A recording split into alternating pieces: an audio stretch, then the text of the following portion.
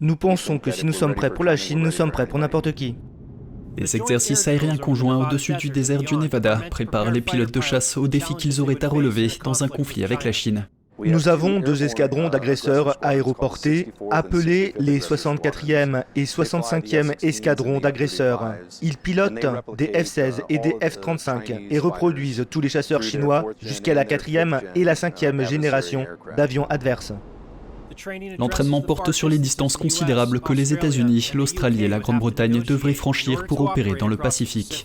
Il vise à améliorer l'interopérabilité des forces aériennes des 3 pays, y compris le ravitaillement en vol.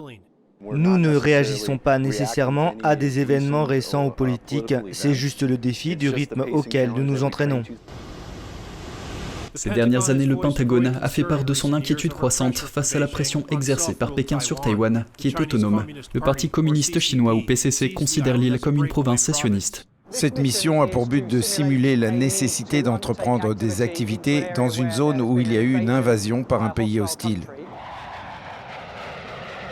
Le gouvernement américain a identifié la Chine comme la première priorité stratégique de son armée, et ce bien qu'il consacre des milliards de dollars au soutien de l'Ukraine contre la Russie. Le directeur de la CIA, William Burns, a averti la semaine dernière que les États-Unis savaient de sources sûres que le dirigeant du PCC, Xi Jinping, avait ordonné à son armée d'être prête à envahir Taïwan d'ici 2027.